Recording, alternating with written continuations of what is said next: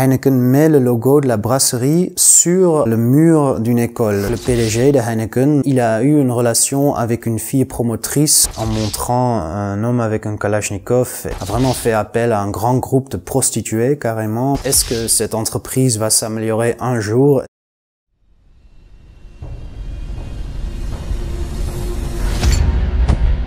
Bonjour, je suis Olivier Van Beemen, je suis journaliste d'investigation et je viens des Pays-Bas. J'ai écrit un livre qui s'appelle Heineken en Afrique. Olivier, mais qu'est-ce que tu fais là? C'est une bière et je vais la chaîne là, c'est pas une bière et Olivier. Ouais, mais là, on a des choses importantes à se dire, hein. Il faut qu'on en discute. Ok, bon, on va prendre une bière, on commence. Salut Olivier. Salut JV. Je suis très heureux de te recevoir ici chez moi, à Montpellier. Tu es venu pour nous parler de ton livre Heineken en Afrique, Tout à fait. Une multinationale décomplexée qui est paru aux éditions Rue de l'Échiquier. Ton livre, je l'ai apprécié, je l'ai aimé avant même d'avoir commencé à le lire. Parce qu'en fait, dès que tu ouvres comme ça derrière la couverture, il y a une photo de toi. Une belle photo où tu poses devant le QG d'Heineken en mode troll en fait. Et j'ai trouvé ça génial et je me suis dit ce mec est génial. On est fait pour s'entendre. Donc je suis vraiment très heureux de te recevoir ici puisqu'on va parler d'Heineken. Pour ceux qui prennent le train en marche, est-ce que tu pourrais faire un petit topo sur ce qui passe, sur ce que fait et que a fait Heineken en Afrique? Ouais, vaste sujet. Vraiment un condensé extrême. Ouais. Il y a beaucoup de mauvaises pratiques, disons, de faire des affaires en Afrique. Il y a la corruption, la fraude, optimisation fiscale, il y a la coopération, voire collaboration avec des dictateurs, avec des régimes autoritaires. Et il y a l'abus sexuel des filles promotrices qui travaillent dans les bars. Je pense qu'il est surtout important de souligner, c'est que ce ne sont pas des incidents. Heineken essaie un peu de faire croire, ouais, il y a des incidents partout, dans toutes les entreprises. Mais mes 5-6 ans de recherche m'ont permis aussi de vraiment montrer et de voir que ce sont souvent des structures, voire presque un système de mauvaises pratiques. Donc ce ne sont pas des incidents isolés. Donc maintenant on va rentrer un petit peu plus en détail dans ton livre. Moi je te disais tout à l'heure que j'avais fait une sélection de 3 situations qui m'ont vraiment choqué. Alors c'est assez bizarre parce qu'au final on se retrouve assez souvent choqué quand on lit ton livre. Presque à chaque page je m'arrêtais, je le posais comme ça, je faisais mais c'est pas bien de faire ça, mais c'est incroyable. C'est presque limite si on modifiait un peu le scénario de Terminator et qu'à la place d'aller chercher Sarah Connor, il allait vendre de la bière en Afrique, on serait pas loin de la réalité des fois. Premier, c'est ce qui se passe dans les écoles. Il y a plusieurs choses qui se passent dans les écoles. Il y a d'abord, Heineken fait parfois des rénovations des écoles, des rénovations par ailleurs très éphémères, en quelques couches de peinture sur une école. Contrepartie, disons, Heineken met le logo de la brasserie sur le mur d'une école. Et là, c'est vraiment l'école primaire, hein, c'est pour les tout jeunes, donc les premiers mots en quelque sorte que les enfants apprennent quand ils sont à l'école, sponsorisés par Heineken Nigeria, c'est vraiment Nigerian Brewery, c'est la filiale locale de Heineken. C'est incroyable quand même. L'autre partie, c'est Heineken qui vient déconseiller aux jeunes enfants de boire de la bière quand ils n'ont pas encore 18 ans. Ça paraît être une bonne... la route aux enfers n'est pas de bonnes intentions, comme on dit, donc c'est quoi le piège? Ouais, c'est très particulier. C'est une manière systématique de mettre la bière dans les têtes des gens. On n'est pas forcément, on pense pas forcément à la bière à cet âge-là, on n'y est pas trop confronté.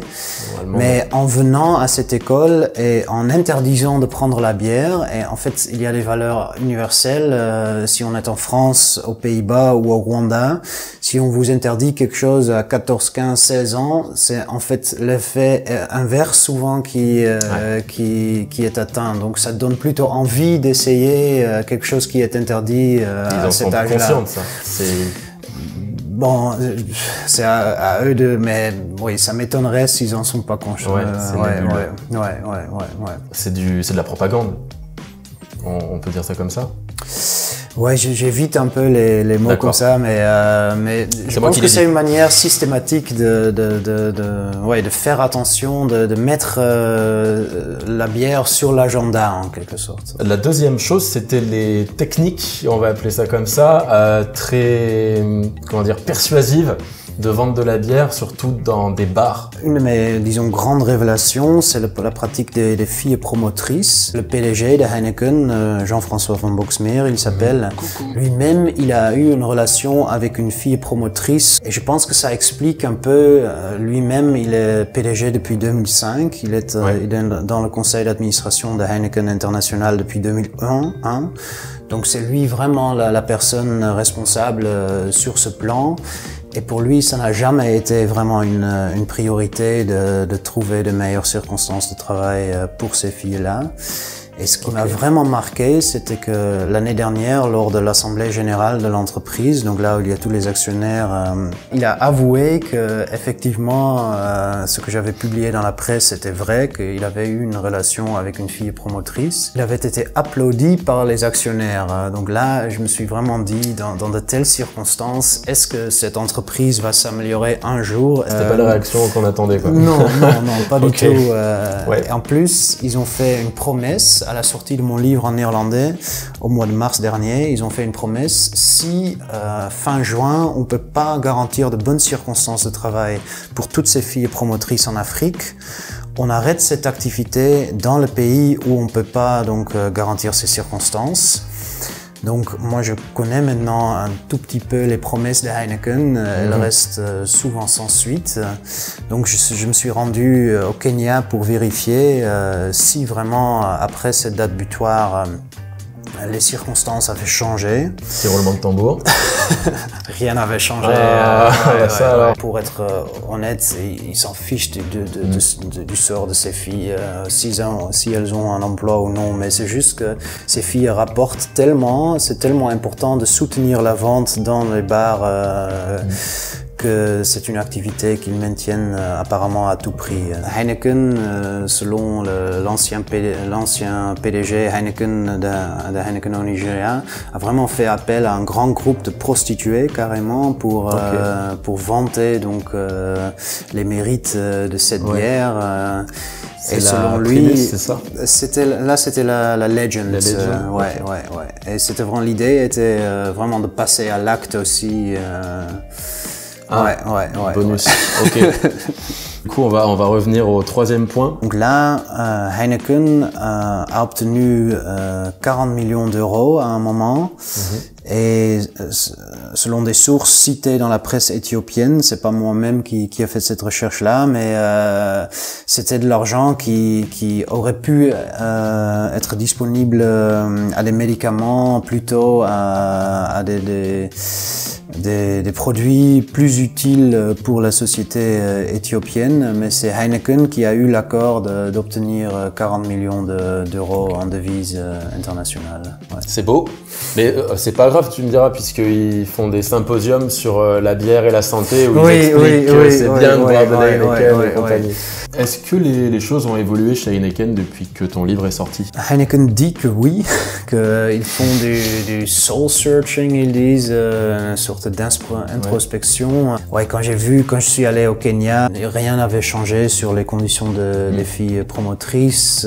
J'ai préparé quelques petites images que j'aimerais te montrer. Là ça se passe à Bukavu, donc à l'est du Congo, une des régions les plus dévastées par des années, voire des décennies de guerre, avec des millions de morts, où Heineken a eu l'idée lumineuse de faire une publicité, disons, la beauté de chez nous en Swahili, en montrant un homme avec un Kalachnikov et une bouteille et un verre de bière.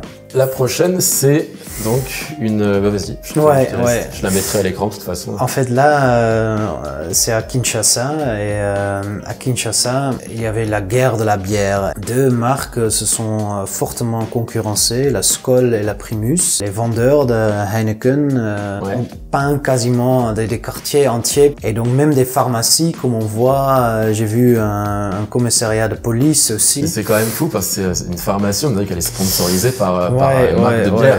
Tu vois les gélules là. Je pense que ça montre un peu le vrai visage aussi d'une multinationale, quand il n'y a pas de limite posée par le gouvernement ou par les consommateurs. Là, Jusqu'où ça peut aller, on a une multinationale dans la nature, en quelque sorte. Elle évolue, sans limite. Ouais. On va finir sur une note positive. Est-ce que tu aurais quelque chose de positif à dire sur Heineken? Ils sont par exemple une des premières grandes entreprises à avoir lancé des traitements VIH pour leurs employés. Il y a un intérêt, mais je pense qu'il ne faut pas être cynique à tous les coups. C'était quand même courageux de lancer ce programme parce qu'il y avait le risque d'associer la marque à cette maladie et c'était assez risqué en Afrique de faire cela. On va s'arrêter là. Merci énormément Olivier d'être venu. Je suis vraiment très heureux de t'avoir reçu chez moi. Merci de m'avoir accueilli. Force et houblon.